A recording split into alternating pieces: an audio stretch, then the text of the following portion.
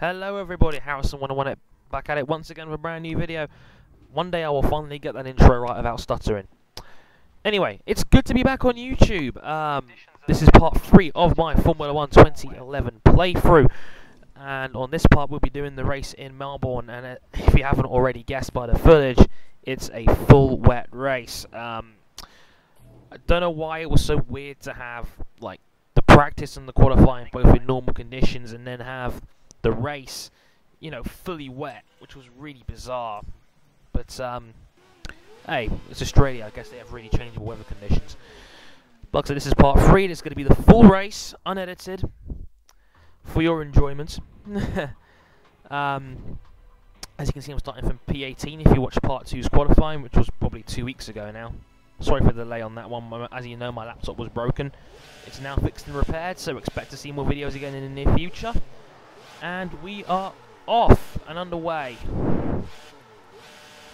Got a great start here. I think it was partly due to the traction control being so good on this car, which probably made it really effective. And you can see everyone's so hesitant on the brakes for that first corner. I just stuck my nose in there and hoped for the best, and it paid off. Came through into 11th place. Past Sergio Perez here on the straight, and again everyone's really tentative on the brakes going into turn 3. Again, I put my nose in it and ended up coming through into 7th place, so I would have had 6th if Michael Schumacher didn't come around the outside like that. As he coming through over this winding section now towards the hedges and turn 6. As you can see, I'm gaining quickly on Michael Schumacher, and I end up passing him down here going into this next chicane where I clearly got more traction than he did coming out of that corner. I'll talk more about the car and what it's like in wet weather conditions later on. But in the meantime, I want to get a couple of shout-outs out of the way. First shout-out is to Eduardo Productions. Channel link is in the description below. He correctly guessed that the helmet I used in part 2, my qualifying run, was indeed the triple Formula 1 World Champion Ayrton Senna, who sadly is no longer with us. One of the greatest racing drivers to have ever lived, and a true legend of the sport. If you haven't, by the way, if you haven't seen it, go buy the Senna DVD, go watch it. It's an amazing documentary. 2+ hours of some amazing racing and a really in-depth look on Ayrton Senna. And one of the most amazing films I've ever seen, because it was just so good and so well done. And you know, I always knew who Ayrton Senna was, but I've been a long time fan, but I missed the Ayrton Senna era. I was born in '92. You know, very close to his tragic death, and I got into the sport when, you know, Schumacher was dominating, and you had guys like David Coulthard and Mika Hakkinen and Damon Hill still, you know, at the top of the tree. So I never got a chance to really see Ayrton Senna race, but he's the last man to have died in a Formula 1 car. But he's one of the best that's ever lived. So go see the film if you're a racing fan. It's an absolutely must-see and an amazing movie. Even though it's more like a documentary, it doesn't mean it isn't brilliant, so please check it out. I highly encourage it.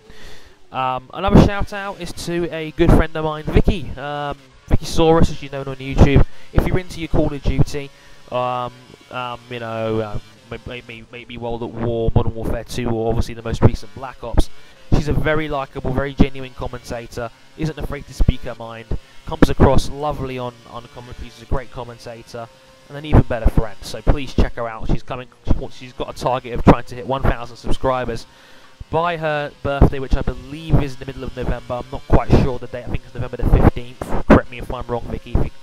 So please check her out. Also, as a big sporting fan, I don't know how many MotoGP fans there are out there, but last Sunday at the Malaysian Grand Prix for MotoGP, he died in a freak accident very early on in the Malaysian Grand Prix on Sunday morning, and I won't crash on camera because it was that awful to watch. And it was a completely freak accident and a horrible way to lose such a talented and exciting rider at the age of just 24 years of age. I think he would have easily gone on to have been a future world champion with the right bike. I thought, you know, he's amazingly talented, brave, and exceptional talent. One for the future, one would have been for the future for sure. So rest in peace, Marco Simoncelli, at just 24 years of age. Tragic to have lost him so soon. And again, my thoughts and prayers to all his friends, family, and fans, and everybody involved in the sport. I mean, it was already tragic enough when we lost Dan Weldon last week in the Indy. You know, as another talented British IndyCar driver, but it's just a horrible week for motorsport in general. general. Let's hope that, you know, they can continue to improve safety, you know, to let these guys go out, be entertaining, and let them go racing, because they're amazing, and these guys are exceptionally talented and incredibly brave.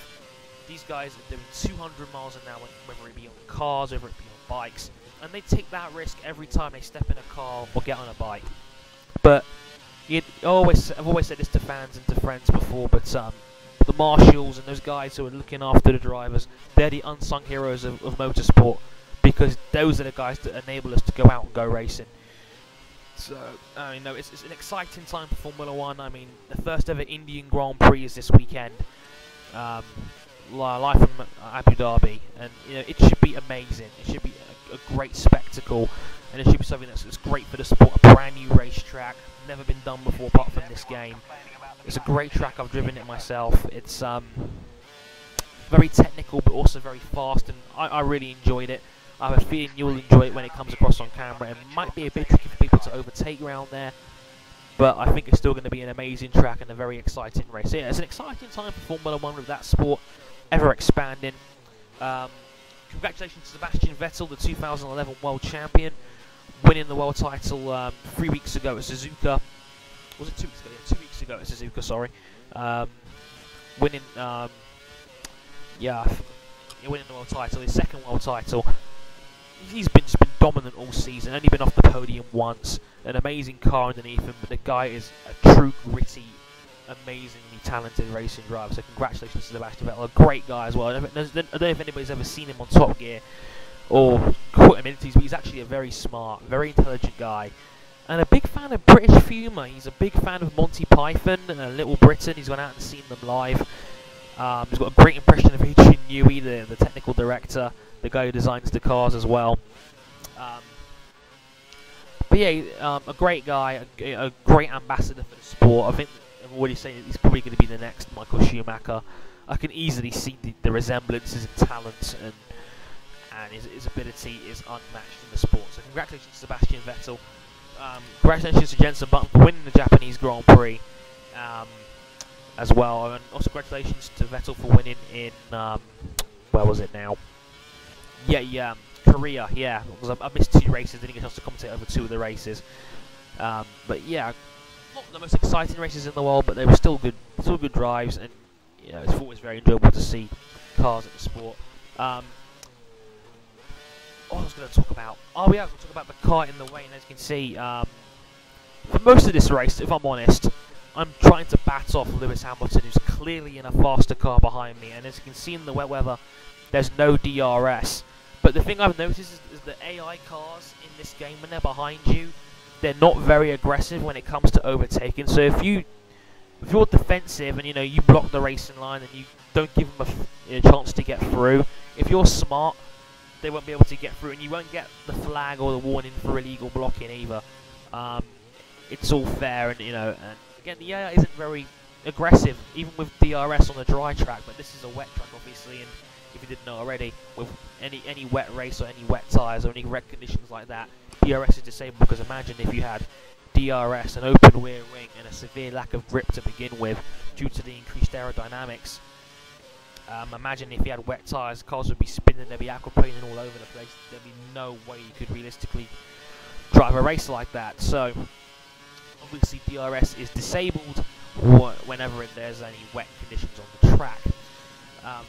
But the car actually handled very nicely during the rain. There was a few near misses here and there, a couple of slides, but for the most part, it behaved very well. I was able to get some consistent lap times down, and I enjoyed the drive. It was all very solid to me. Luckily, I didn't make any mistakes that let Hamilton get a move on me, even though he did push me very hard. I think laps 8, 9, and 10. I think he pushed me very hard.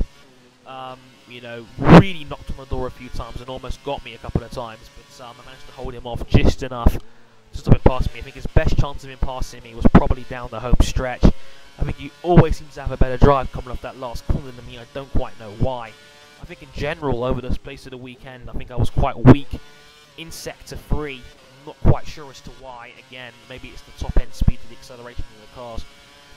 I mean, as I said before with Formula 1 2011, when you're in these cars, there's definitely a different level It's not like in Formula 1 2010 where you could be in a Lotus and you could win races and you could be just as fast as the McLaren lap for lap, pound for pound. It doesn't work like that this year. There's definitely a clear difference in between the cars' performance and abilities. So, you know, McLaren, Red Bull, Ferrari are all in a field of their own. Then you've got the Mercedes and maybe the Force Indias in that second tier. And then you've got the other tiers of like maybe BMW, Sauber, and then Williams. Who else is in that midfield pack? Then maybe the Renaults. Renaults are probably in that second tier with the Mercedes and the Williams. Maybe the Toro Rosso's in that third tier. Maybe looking under the second tier because Jamie Alguersuari and Sebastian Buemi are doing very good jobs in that team as well. And then you've got the lower end teams. Obviously the Lotuses, the Hispanias, and the Virgins of the world who are obviously going to be that bottom six, and they're clearly the bottom six this year. Especially the Lotus. I think it's a horrible car to drive. I know somebody has suggested me one I pick the Lotus because I'm British like that. Reason being is the Lotus has like almost no downforce whatsoever, and I'm pretty sure they don't have KERS either. Can't confirm this. Somebody checked this with me, but I'm pretty sure the Lotus doesn't have KERS on it. Other than that, it just has really terrible downforce, which means it just gives up so much down the straights. It's unreal. But yeah, I chose Force. I mean, I chose it because you fans have told me so. But I'm glad I listened to you guys because the Force is a very nice car to drive. It's lacking a little bit in a straight line, but it's rock solid through the corners. Apart from when I've got a DRS ring open, taking notes in qualifying, of course. But as I said, it's a very solid car to drive, especially in the rain. I was surprised at how hard I could push it in the rain. I felt very comfortable out there. I didn't feel like I was pushing the car too hard. And the car seemed to give me a fair bit of mechanical grip, something that they noticed. They said in the developer diaries that they were going to increase the mechanical grip in the cars. And they seem to have done that. It's actually really nice. And like I told you guys at the start, as you can see, whenever you're behind a guy drafting in the rain, if they spray the water on the monitor so it looks like you can't see what they're doing, then that's a really nice effect, actually. It's a perfect representation of what happens in the race, because the same thing happens to the drivers in the rain there. It's even worse for them because they're lower down, they're right behind the next car, so the spray's coming directly at them right in the face. I don't know how they do it sometimes. It's amazing how talented these drivers can be sometimes. They are true are the best racing drivers in the world, absolutely. And this just takes some skill, I tell you. Maybe not so much for me in this game because I'm driving with stability control and traction control on. I'd hate to drive a car like this without my driver aids on. I think that'd be a nightmare. I wouldn't want to be the one to try that out. I know guys, I've seen guys on YouTube who play this game on expert, the genuine expert difficulty, not just Legend AI, but they've got no traction control, no stability control. It's all 100% realistic, like the real thing, and they're so good. I don't know how they do it. I mean, is it because they're using a wheel? I don't know. Is it because they've been practicing these things? Maybe because they've got R Factor at home and they're really good on that. Does anyone ever watch R Factor races, by the way? Things like maybe Formula Sim Racing, for example. Formula Sim Racing is a really good series. It's without doubt the best Formula 1 simulation league on the internet, using the R Factor game and the R Factor database. I don't know if anybody follows that, but I know I do, and I really enjoy it. Guys like Bono Huiz, Morgan Morand, Pumalainen, all incredibly talented simulated racers. And I'll never be on that level, but my god, they're good. They're so good. Me, I'm just a pokey guy in his bedroom controller, who's slightly above average at best. And for me, I think this race, like I said, overall, I think the race went very well for me. Again, I could hardly complain about anything that happened. Like I said, there was a couple of near misses, but overall, I think it went just about perfectly for me. We're coming towards the end of the race now. Coming towards the last 3 laps. Well, I remember correctly, on lap 11, I whacked the fuel mix up, and I got up to fuel mix 3, the rich, which is basically like the throttle control from Formula 1 2010, where I go into You know, the rich fuel setting. You know, like in Formula 1 2010, you had the fast engine setting, which basically made the whole engine more aggressive, but also like really shortened engine life. Same thing here, just like the fuel maps, kind of the same thing really. But I noticed as soon as I turned the fuel, you know, the fuel map up to setting 3, I was just smashing Hamilton to bits, and I was actually closing in on Mark Webber, who was long into the distance up by this point. I think it was about 7-8 seconds ahead. I managed to get that down to about 4 seconds by the end of the race. Maybe it was because of the tyre wear as well, because the tyres were getting older. They were pretty worn out by the time I got to the latter stages of the race as well. So maybe I was just better at conserving my tyres, or maybe I was just better with the tyres on. But maybe it was the fuel map. But whatever happened, I was finally dropping Hamilton by laps 11 and 12. And maybe if the race was a little bit longer, maybe I could have started to push up the field a little bit more after I was settled in. But no, like I said, overall, very little complaints about the race. Anyway, I think I've done just about enough rambling. I'm going to leave you now to enjoy the rest of the race. I've been Andre Harrison. Thank you very much for watching. Check back for part 4 later this week, where I'll be qualifying in Malaysia. That's not going to go down well. Thanks everybody for watching. I will check back with you later this week. Thank you very much for watching, and like, comment, and subscribe if you liked the video. Keep the series going. Your support has been fantastic. Thank you very much for all the support, and sayonara.